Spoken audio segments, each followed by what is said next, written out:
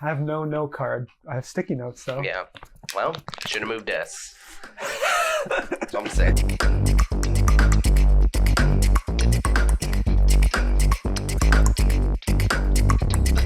Another month has come and gone. More movies, more TV shows. Yeah. No movies newsies this week because we're going to talk about The Acolyte. Yeah. We're going to give you our That's fresh, that's the movie newsies. not hot takes, on TV. but on the internet. Yeah. Could be a hot take. Mm. Anyways, let's get quickly into our micro reviews. Okay. A couple of movies came out. A couple of good ones. Okay. A couple of interesting ones. Let's start with what's out there right now. Long Legs. Remember, 5 words or less. Or fewer. Really creepy, really enjoyable. Period. You really go for 5 words every time. Yeah. Well, I didn't really. I was like, I don't have a last word that would make sense. Yeah. Beautiful to look. Bad execution. Okay. There we go. Yeah. Yeah. Mine are always like poems for some reason. Limericks. Let's stay on the horror train. Okay. First Omen. For Soman. And you haven't seen this. I have not seen it yet. It's on Disney Plus. It is on Disney Plus and Hulu. Yeah. Don't forget Hulu. I know, but it's just fun that I watched the First Omen on Disney Yeah, Plus. it is very It's interesting. weird. Sick 70s vibes.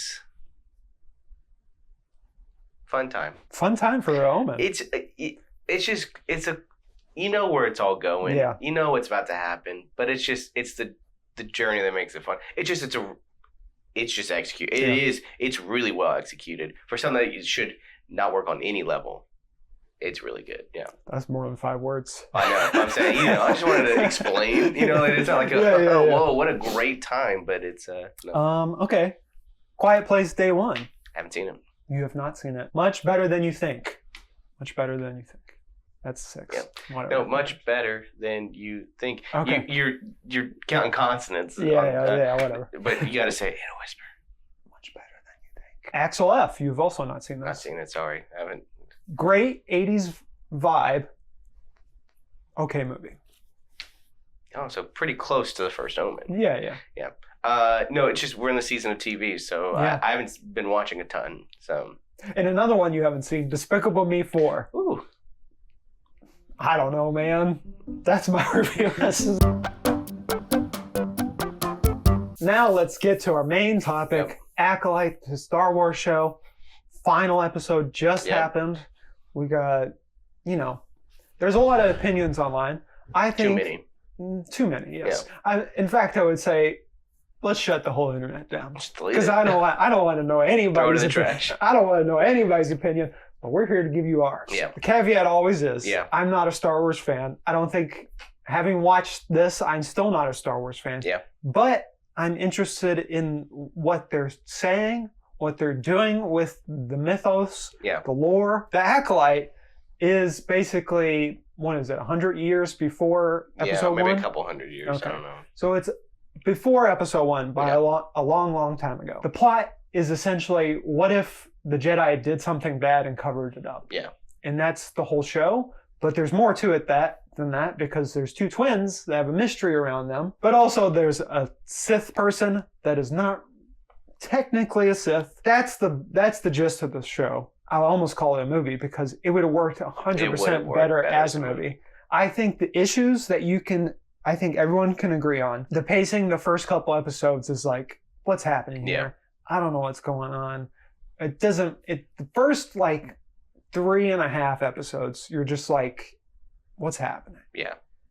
But then by the end of this thing, it's chugging along. Yeah. Fight scenes are amazing. I think what I maybe would have done. Yeah. With the pacing, at least, is there's 2 major flashback episodes. Mm-hmm. 2 major flashback episodes that kind of reminiscent of Last Jedi. Yes. The whole Kylo, Luke, who was at fault. I think you needed to put that one at the beginning to set it all up. Yeah, maybe. Because we all knew that they were they're not hiding anything in the marketing that they were twins or that there were 2 of them or anything. Mm-hmm. That wasn't a spoiler. I think you need to put here is the story that the Jedi are going with. Yeah. And set up that narrative. Mm-hmm. And then set up who's murdering them? obviously it's one of the twins. And that whole thing, but which one is it? Yeah. And maybe make that a little bit more vague about like who could it have been. Yeah. And then when you get to the flashback episode right before the finale, everything does unravel. Some of the pacing is like, yeah, you have that episode where they are looking for the Wookiee Jedi. Kalnaka, thank you. It ends with this evil type Jedi, because again, not really saying Sith, showing up, like pushing everyone down, maybe moving some things around, setting up more like a actual movie with like, here is your initial action. Yes. Would have maybe done a little better. But yeah, even in the last episode, which is great, the whole time I'm thinking, God, I wish I was seeing this on the biggest screen possible. And it comes to a crescendo like a movie does. Yeah. And I assume if you watched Acolyte all the way through, it's going to play much better than week to week. Yeah. But I will say, Soul is like the encapsulation of like what I think most people want in a Jedi. Conflicted by their past, haunted by their past, trying to wrangle his emotions in, but just can't. But also, probably the best hand-to-hand combat Jedi out there. So good. He sometimes in fights he's just like, you know what, I don't need this lightsaber anymore. Oh, and that was great. Yeah, that it wasn't just so reliant on the lightsaber. He was awesome. I do love also this. I think this is the person who did Rogue One choreographer. The Vader scene from Rogue One. Gotcha. This is the same choreographer, and they just know what needs to be shown and what would look cool and two make sense for the story. Because you do have that whole time of like when Soul doesn't use a weapon, it's because he does not feel like he needs to he's like the lightsaber's to kill and that's it, or to defend. That is it. I know people like go nuts for like that Obi-Wan fight kind of, or maybe Ahsoka too, but like even the Padawan, Indara's Padawan, who became, it was kind of like one of the 4 Jedis that was being hunted. I can't remember his name. He does this, like he does the like Anakin Scott, like you know, the thing that everyone goes nuts for when Hayden Christensen does it. But he makes it look so cool, like so much cooler. Like it's not like a practice. Like they make it look like there's a point to it. Where Anakin's just like, let me just do this for a second. Anakin's doing it because he thinks he's cool. Yeah. Where like this guy is like, no, he's doing that, and he's like, because he's being attacked on like all sides. So I think even that, like everything has a purpose, which I love. There's personalities to the fights, which in some of the Star Wars stuff, especially in the earlier movies, choreography wasn't what it is today. So you can sort of forgive it. But like if you think of the fights in Rise of Skywalker, you're just like, don't care. Yeah. But in this, it's like there's a personality to it. Chimera fights different than Soul fights. Yeah. And Daphne Keen's character, I can't remember her name right now. She fights very aggressive because she's still a Padawan, still learning. And that gets her, what happens to her. Yeah. And Yord. Venestra too. It's like, even though we don't see her fight too much, you see her using her force powers, and you're just like, okay, things are happening here that are to a level that I think most Star Wars fans would agree is what they wanted out of the sequel series, and they didn't get. And it's here in this, and yet there's still people out there because a woman directed it or was the showrunner, or it's focusing on 2 twins that are women, and you just think it's just that it's like the Jedi aren't cool, and I'm like, hey guys, the Jedi never been cool. And that's been the whole point. It's like there's always been strife within the Jedi, and I think there's a moment that calls out exactly why the Jedi suck. And it's not, because they think it should only be like the 4. There's a senator in this who shows up in the last episode, and he pretty much calls the Jedi out for not trying to control the Force, not trying to control like an uncontrollable power, but trying to control their emotions, something that no one can do. And there's like 2 winky winks to like, in the last 2 episodes, are like, hey, there's gonna be Anakin's coming. It's like, or Qui-Gon's gonna mess up, and then Anakin's gonna be the one who explodes. Yeah. But they set that up. But it's just that idea of like, no, we're not talking about the Force. No one, like, yes, the Force is everywhere. We're talking about your emotions, because at the end of the day, you trying to push something down it never works. Yeah, and then if you think of using that as a political will also, is like to control your emotions, to control the whole entire galaxy, is like, well, that's not going to work out either. And, you know, that obviously plays out in the prequel series. Not great, but at least it plays out. And then just the idea, the Senator had so many good, like, just one-liners when he's just like, it's hard to see what's in front of you when you're looking up at a hero and you're like, oh my gosh, like, it's just, I just don't understand how people don't like this. And then, like, she even gives everyone Darth Plagueis, which, I mean, it hasn't been said that it's Darth, I think everyone just assumes it's Darth Plagueis. But it's like, then something like that happens, you're like, oh, what? Like, okay, cool. Like, so even the people who are like, who share the memes and who just love we need Darth Plagueis, and it's like, well, there you go. Yeah. What I think I liked most about the show, other than like the cool choreography and just what it's saying, is that it feels like we are not tying too much to the Skywalkers, that whole thing, and like that idea, just like that, what we've just done to death. Like my issues with Ahsoka aren't that it's not a great show. It's just I don't need something that reminds me of Rebels every couple. Let this be its own or thing, Clone Wars. It's like, and yes, spoiler alert, there is a little Yoda tease at the end.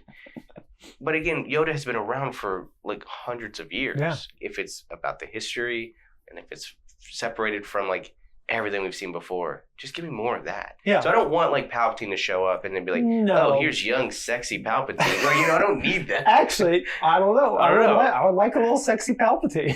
But it's like Jude Law, maybe. Like they just You can sort of explain some of those things, like Plagueis, if they want to, can talk about, oh, I used to have an apprentice and they turned on me. Yeah. Power of two and all that jazz. But I want to say I was right about the twins. They switch? They switched, and I was hopeful they went that route. Yeah. And they went that way. Yeah. And it's not even a turn. Both of them don't even go to either of the sides. Yeah.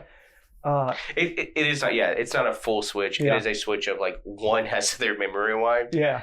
And the other is doing it to protect the other one. Yes. Yeah. And is still dealing with her emotions that she has repressed. Yeah.